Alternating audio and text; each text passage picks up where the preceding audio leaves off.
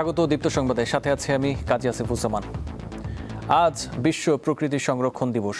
প্রাকৃতিক সম্পদ সংরক্ষণ, উদ্ভিদ ও প্রাণী জগতের সুরক্ষা, জীববৈচিত্র্য হ্রাস ও দূষণের মতো পরিবেশগত হুমকি সম্পর্কে সচেতনতা বাড়াতে এই দিনটি পালন করা হয়। বাংলাদেশের প্রাণ প্রকৃতি নিয়ে দীপ্ত সংবাদ ধারাবাহিক প্রতিবেদন প্রচার করছে। আজ থাকছে সিগারেটের ফেলে দেয়া ছোট্ট ফিল্টার কিভাবে মাটি, পানি, পরিবেশ ও মানবদেহের ক্ষতি করছে, এই নিয়ে প্রতিবেদন।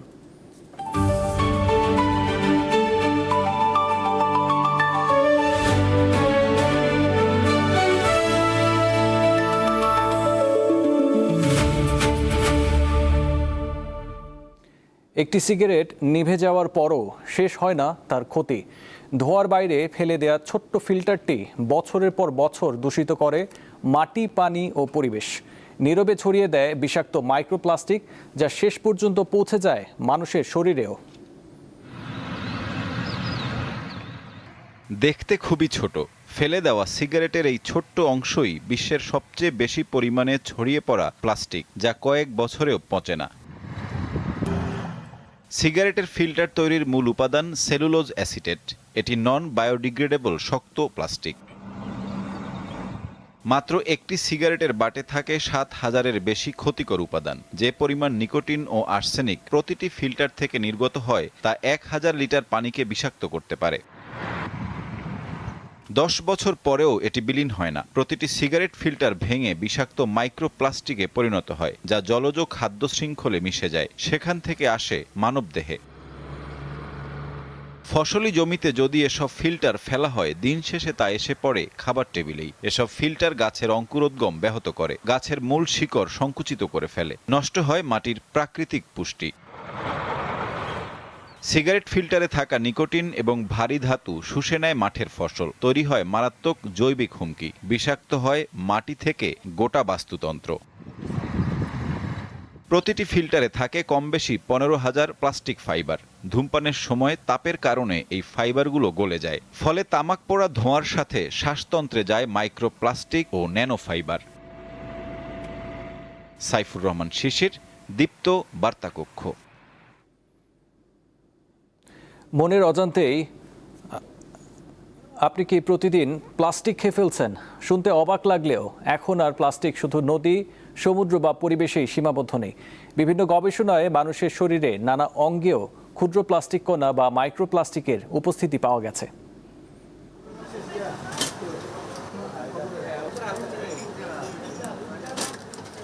প্রতিদিন অসংখ্য মানুষ এভাবেই প্লাস্টিকের কাপে চা পান করে থাকে। মনের অজান্তেই আপনারা অদৃশ্য প্লাস্টিক কণা অথবা মাইক্রোপ্লাস্টিক খেয়ে ফেলছেন, তা হয়তো জানেন না। শুধু কি তাই, আরও আছে। এরকম টি ব্যাগ ব্যবহার করেও চা খাওয়া হচ্ছে প্রতিনিয়ত। একটি আধুনিক টি ব্যাগ তৈরি করতে নাইলন বা পলিপ্রপিলিন ব্যবহার করা হয়। গরম পানিতে এই টি ব্যাগ ভেজালে সেখান থেকে ক্ষুদ্র ক্ষুদ্র কণা বের হতে পারে। মাইক্রোপ্লাস্টিক হলো অত্যন্ত ছোট প্লাস্টিক কণা।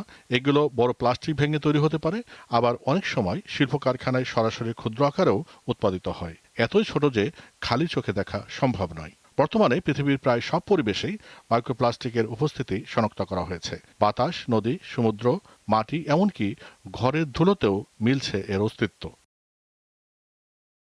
বাংলাদেশেও আমরা প্রতিদিন নানা উপায়ে প্লাস্টিকের সংস্পর্শে আসি। বাজারে প্লাস্টিক ব্যাগ, খাবারের প্যাকেট, বোতলজাত পানি, ডিসপোজেবল কাপ প্লেট, খাদ্য মোড়ক সবই হতে পারে সম্ভাব্য উৎস। গবেষণায় মানুষের ফুসফুস, রক্ত, প্লাসেন্টা এবং মাতৃদুগ্ধে মাইক্রোপ্লাস্টিকের উপস্থিতি পাওয়া গেছে। সাম্প্রতিক কিছু গবেষণায় মানুষের মস্তিষ্কের নির্দিষ্ট টিস্যুতেও এর অস্তিত্বের ইঙ্গিত মিলেছে। তবে বিজ্ঞানীরা বলছেন, মানবদেহে এসব কণার দীর্ঘমেয়াদী স্বাস্থ্য প্রভাব নিয়ে এখনও গবেষণা চলছে। তাই আতঙ্ক নয়, সচেতন হওয়াই সবচেয়ে গুরুত্বপূর্ণ। বিশেষজ্ঞরা বলছেন, খাবারের মাধ্যমে, পানির মাধ্যমে এবং শ্বাস প্রশ্বাসের সঙ্গে বাতাসের মাধ্যমে মাইক্রোপ্লাস্টিক শরীরে ঢুকতে পারে। বিশ্ব স্বাস্থ্য সংস্থা বলছে, মানুষের শরীরে প্লাস্টিক ঢুকছে এটা নিশ্চিত। এতে স্বাস্থ্য ঝুঁকি আছে, কিন্তু কতটা স্বাস্থ্য ঝুঁকি তা নিয়ে গবেষণা চলছে। এরই মধ্যে প্রাণীদের উপর করা গবেষণায় স্বাস্থ্য ঝুঁকির প্রমাণ পাওয়া গেছে। স্বাস্থ্য ঝুঁকি বা ক্ষতি এড়াতে কি করা যেতে পারে, চলুন সেটা দেখে নেওয়া যাক। মাইক্রোপ্লাস্টিকের সংস্পর্শ কমাতে প্লাস্টিকের পাত্রে খাবার গরম করা এড়িয়ে চলুন, কাঁচ, স্টিল বা সিরামিকের পাত্র বেশি ব্যবহার করুন, প্লাস্টিক ভিত্তিক টি ব্যাগের পরিবর্তে খোলা চা ব্যবহার করুন, অপ্রয়োজনীয় বোতলজাত পানির ব্যবহার কমান, ঘরের ধুলো নিয়মিত পরিষ্কার করুন। প্রতিদিনের ছোট ছোট সচেতন সিদ্ধান্তই কমাতে পারে মাইক্রোপ্লাস্টিকের সংস্পর্শ। এতে যেমন নিজের স্বাস্থ্য সুরক্ষিত থাকবে, তেমনি কমবে পরিবেশে প্লাস্টিক দূষণও। এস.এম. আকাশ, দীপ্ত সংবাদ, ঢাকা।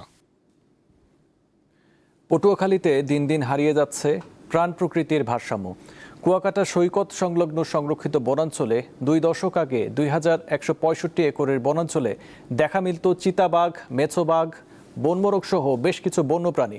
কিন্তু বনদস্যুদের থাবা আর সমুদ্রের করাল গ্রাসে অর্ধেকের বেশি বন বিলীন হয়ে গেছে।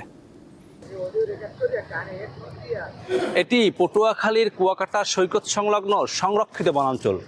2 দশক আগে 2165 একরের এই বনাঞ্চলে দেখা মিলত চিতাবাঘ, বনমোরগ, শেয়াল, বানর সহ বিভিন্ন বন্য প্রাণী এবং বিভিন্ন প্রজাতির সাপ ও পাখি।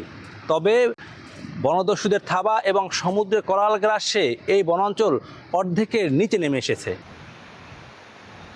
এখন এ বনাঞ্চলে হাতে গোনা 2-4টি শিয়াল ছাড়া অন্য কোনো বন্যপ্রাণীর দেখা মিলে না। শুধু এ বনাঞ্চলই নয়, জেলার সকল বনাঞ্চলেরই একই অবস্থা। আমাদের জন্য সবচেয়ে দুঃখের বিষয় হচ্ছে 2 থেকে 3 কিলোমিটার কিন্তু এই বনায়ন ছিল, বন্যপ্রাণীর যে আবাসস্থল জায়গাটা ছিল এখন কিন্তু একেবারেই শেষ। এর ভিতরে নারিকেল বাগান ছিল, তাল বাগান ছিল, হিজুল বাগান ছিল, বিভিন্ন প্রজাতির গাছের বাগান ছিল। প্রতি বছর বর্ষার মৌসুম আসলেই কিন্তু এগুলো সমুদ্রে ভেঙে নিয়ে যায় এবং এর পাশাপাশি একটি অসাধু চক্র যারা এই বন উজাড় করে রাতে কিংবা দিনে বিভিন্ন সময় তারা গাছ কেটে যে বিক্রি করে সেই জিনিসটাও কিন্তু আমাদের চোখে ধরা পড়ে। এটা যদি চলমান থাকে, কুয়াকাটার উপকূলীয় অঞ্চলের যে জীববৈচিত্র্য এটি কিন্তু একেবারে হুমকির মুখে এবং একদম পুরোপুরি বিলুপ্ত হয়ে যাবে। এসব বনভূমির ভারসাম্য না থাকায় লোকালয়ে প্রবেশ করেছে হাজার হাজার বন্যপ্রাণী। বাংলাদেশ থেকে 31টি প্রজাতির বন্যপ্রাণী বিলুপ্ত হয়ে গেছে এবং 341টি প্রজাতির বন্যপ্রাণী বিপন্ন পর্যায়ে। তো আমরা যদি গভর্নমেন্ট যদি এখনই বন বাঁচানোর দিকে না যায় এবং বন রক্ষার দিকে না যায়, তাহলে আমরা যেই বন্য প্রাণীগুলো হারাবো সেটা আমাদের ইকোসিস্টেমে একটা বড় প্রভাব ফেলবে। এদিকে ভালো নেই বন্যপ্রাণীর আওতায় থাকা বিভিন্ন জলজ প্রাণীরা। গত 8 বছরে কুয়াকাটা সৈকতে ভেসে এসেছে অসংখ্য মৃত ডলফিন, তিমি, কচ্ছপ সহ বিভিন্ন প্রাণী। এসব প্রাণীর মৃত্যুর রহস্য উদ্ঘাটন এবং কুয়াকাটার প্রাণ প্রকৃতি রক্ষার উদ্যোগ গ্রহণের কথা জানিয়েছেন বিশেষজ্ঞ মহল ও পরিবেশ কর্মীরা। এই কুয়াকাটা সমুদ্র সৈকত এলাকাতে এই উপকূলীয় এলাকায় যে কচ্ছপগুলো, ডলফিনগুলো, তিমিগুলো ভেসে এসেছে, যেগুলোকে সংরক্ষণ করা হোক এবং কেন মারা যাচ্ছে সেই কারণগুলো উদ্ঘাটন করা হোক। পরিবেশের ভারসাম্য রক্ষায় উদ্যোগ নেবে সরকার, এমন প্রত্যাশা উপকূলবাসীর। পটুয়াখালী থেকে মোহাম্মদ ইমরান, দীপ্ত সংবাদ। দূর থেকে তাকালে মনে হবে বিশাল জলরাশির মাঝখানে একাকী দাঁড়িয়ে আছে কোনো ইতিহাসের শেষ স্মৃতিচিহ্ন। চারপাশে থই থই পানি, আর পানির বুক চিরে মাথা উঁচু করে দাঁড়িয়ে আছে একটি ধ্বংসপ্রায় মসজিদ। অথচ মাত্র 2 দশক আগেও এখানে ছিল মানুষের কোলাহল, হাটবাজার ও শিক্ষা প্রতিষ্ঠান।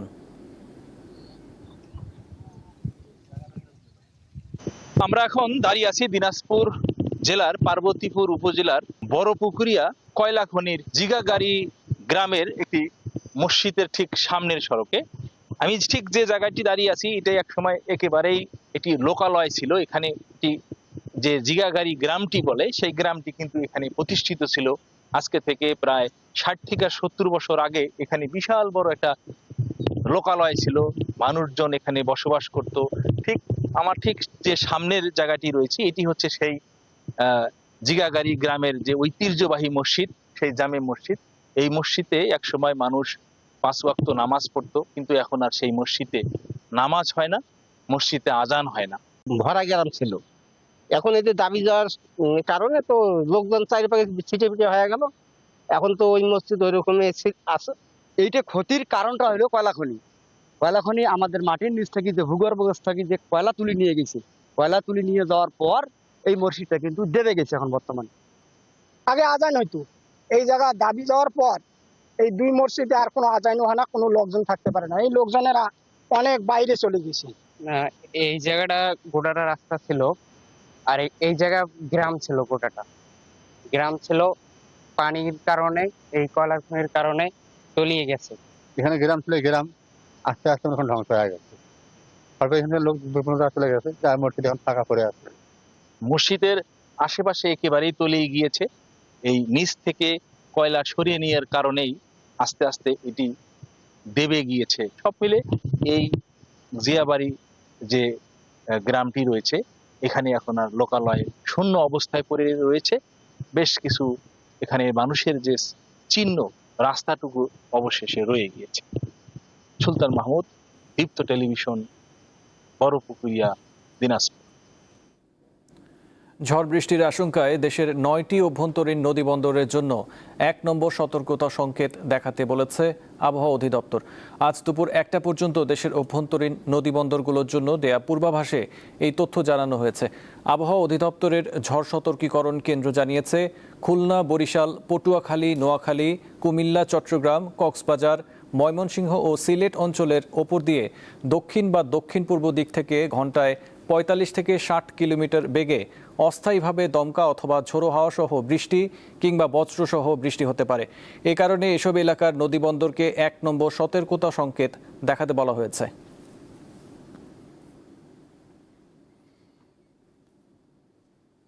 এবারে থাকছে উদ্দীপ্ত যা কিছু ভালো ও উদ্দীপনার।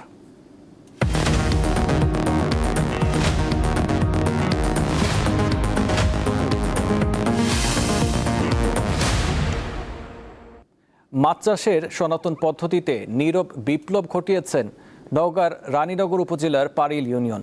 সেখানে গড়ে উঠেছে 9টি বিশেষায়িত রেণু পোনার রেস্ট হাউস, যেখানে পোনা মাছগুলোকে প্রকার ও আকার অনুযায়ী রেস্ট দেওয়া হয়।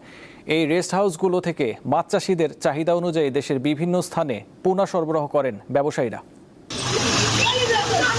মাছের পোনা রেস্ট হাউস, যে রেস্ট হাউসে এখানে বিভিন্ন মাছ ব্যবসায়ীরা তাদের পছন্দ মাফিক বিভিন্ন মাছের পোনা সংগ্রহ করে এই মাছের রেস্ট হাউসে আসেন। এসে এখানে যে বিভিন্ন ধরনের ঘর করা আছে, সেসব এক একটি ঘরগুলো সে মাছ ব্যবসায়ীরা ভাড়া নেন। ভাড়া নিয়ে এখানে মাছের পোনাগুলোকে পাকা করেন। পাকা করার পরে এখান থেকে ক্রেতাদের চাহিদা মাফিক বাংলাদেশের যে কোনো জায়গায় এখান থেকে মাছ ব্যবসায়ীরা এই মাছের পোনাটি সংগ্রহ করেন। সংগ্রহ করে তারা দেশের বিভিন্ন জায়গাতে পৌঁছে দেন। বাংলাদেশের ভিতর এটাই প্রথম। এখানে আমরা হাউস ভাড়া নেওয়ার পরে বিভিন্ন মাছটা পাকা করার পরে তারপরে বিভিন্ন জায়গায় আমরা দিয়ে আসি। আমরা এই মাছ যশোর, খুলনা, বরিশাল, ভোলা, চিটাগাং, খাগড়াছড়ি, বান্দরবন সব জায়গায় আমরা ট্রাক যুগে বিতরণ করি। পাঙ্গাস, রুই, মিরকা, কাতল, কালবাউ সব আছে এখানে। এখানে যে রেস্ট হাউসগুলো আছে, সেই রেস্ট হাউসের সঙ্গে যারা যুক্ত তারা জানিয়েছেন যে তারা যদি সরকারি পৃষ্ঠপোষকতা পেত কিংবা সরকারি যদি সহযোগিতা পেত, তাহলে এখানকার যে মাছের যে পোনার যে পানি নিষ্কাশনের যে ব্যবস্থা সেটা যদি উন্নত করা হতো এবং বিদ্যুৎ চলে যাওয়ার পরেও যদি এখানে মাছের যে পানির যে অক্সিজেন সরবরাহ সেটা যদি ব্যবস্থা করা যেত, তাহলে এই মাছের রেস্ট হাউসটি সারা বাংলাদেশের মধ্যে যেমন মৎস্য খাতে অবদান রাখতো মাছের পোনা উৎপাদন করে, এবং এর সঙ্গে যারা যুক্ত আছে হাজার হাজার কর্মজীবী মানুষরা, তারাও এখান থেকে ব্যাপকভাবে উপকৃত হতো। কিছু প্রশাসন থেকে শুরু করে ইউনো মহোদয়েরা যদি আমাদেরকে একটু সহযোগিতা করে, পানির নিষ্কাশন, তারপর আপনার হলো সৌর বিদ্যুৎ, অনেক সময় বিদ্যুৎ থাকে না, আমাদের অনেক প্রবলেম হয়ে যায় হাউসে পানি করার জন্য, ট্যাঙ্কিতে পানি করার জন্য। তো তাই মাছের রেস্ট হাউসের সঙ্গে যারা যুক্ত আছেন তাদের দাবি যেন সরকারি পৃষ্ঠপোষকতায় এখানে যে কয়েকটি মাছের রেস্ট হাউস আছে সেগুলো আধুনিকায়ন করা হয়। Mohammad Abdur Rauf, Deepto news, Naogaon. ACI hygiene products বিজনেসের ফিমেল হাইজিন ব্র্যান্ড ফ্রিডম আয়োজিত স্কুটি নাকি গোল্ড ক্যাম্পেইনে এখন পর্যন্ত বিজয়ীদের হাতে পুরস্কার তুলে দেওয়া হয়েছে। সম্প্রতি রাজধানীর আলোকি কনভেনশন সেন্টারে ফ্রিডম ফিয়েস্তা শিরোনামে এক অনুষ্ঠানের মাধ্যমে বিজয়ীদের স্কুটি ও গোল্ড কয়েন হস্তান্তর করা হয়। পাশাপাশি ভোক্তাদের ব্যাপক সাড়ার পরিপ্রেক্ষিতে ক্যাম্পেইনটির মেয়াদ আগস্ট পর্যন্ত বাড়ানোর ঘোষণা দিয়েছে প্রতিষ্ঠানটি। অনুষ্ঠানে স্কুটি নাকি গোল্ড ক্যাম্পেইনের বিচারক হিসেবে উপস্থিত ছিলেন জনপ্রিয় অভিনেত্রী অপি করিম। তিনি হাইজিন সেক্টরে ফ্রিডমের উদ্যোগগুলোর প্রশংসা করেন।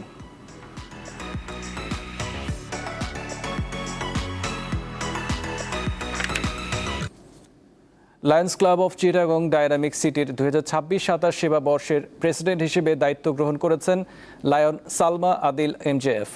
তার কাছে দায়িত্ব হস্তান্তর করেন 2025-26 সেবা বর্ষের প্রেসিডেন্ট লায়ন পুলিন চন্দ্র ঘরামি। স্বাগত বক্তব্য দেন লায়ন শওকত চৌধুরী এমজেএফ। অনুষ্ঠানে প্রধান অতিথি ছিলেন লায়ন্স ইন্টারন্যাশনাল ডিস্ট্রিক্ট ৩১৫ বিচার, বাংলাদেশের district governor lion Mohammad Kamruzzaman Liton MJF. বিশেষ অতিথি ছিলেন আইপিডিজি ও multiple council chairperson lion Mosleuddin Ahmed পিএমজেএফ।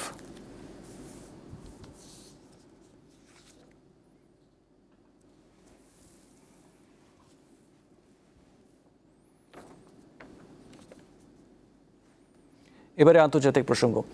ইউরোপের চলমান দাবানলের মৌসুম নভেম্বরের শুরু পর্যন্ত স্থায়ী হতে পারে বলে সতর্ক করেছে ইউরোপীয় ইউনিয়ন। একই সঙ্গে ফ্রান্স ও স্পেনে ভয়াবহ আগুন, তীব্র তাপপ্রবাহ এবং শুষ্ক আবহাওয়ার কারণে পরিস্থিতির আরও অবনতির আশঙ্কা করা হচ্ছে। আন্তর্জাতিক গণমাধ্যম জানিয়েছে, এরই মধ্যে ফ্রান্সের বোর্দো অঞ্চলের মাত্র 9 মাইলের মধ্যে পৌঁছে গেছে দাবানল। অনিয়ন্ত্রিত এই আগুনে প্যারিস শহরের 4 গুণ বড় এলাকা পুড়ে ছাই হয়ে গেছে।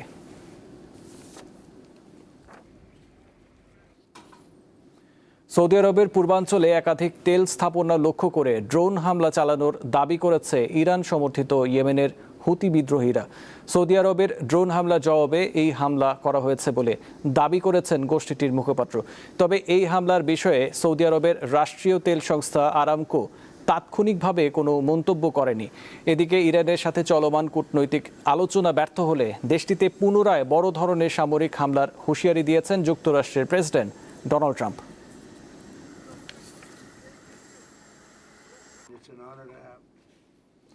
এবারে খেলার খবর। আইভরি কোস্টের তরুণ উইঙ্গার ইয়ান দিওমান্দেকে এবার রিয়াল মাদ্রিদের সাদা জার্সিতে দেখা যাবে। এরই মধ্যে 19 বছর বয়সী এই ফুটবলারের সঙ্গে সমঝোতায় পৌঁছেছে রিয়াল। বিবিসির তথ্য অনুযায়ী পিএসজির প্রস্তাব ফিরিয়ে দেওয়ার পর দিওমান্দেকে দলে নিতে 100 মিলিয়ন পাউন্ডের বেশি খরচ করতে যাচ্ছে রিয়াল মাদ্রিদ। গত মৌসুমে আরবি লাইপজিগের হয়ে 12 গোল ও 8 অ্যাসিস্ট করে বুন্দেসলিগার সেরা তরুণ খেলোয়াড় নির্বাচিত হয়েছিলেন তিনি।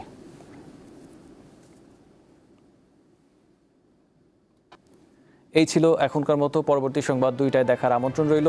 এছাড়াও তথ্য বিনোদনের খবর পেতে চোখ রাখুন দীপ্ত টিভি ডিজিটাল প্ল্যাটফর্মগুলোতে। ধন্যবাদ।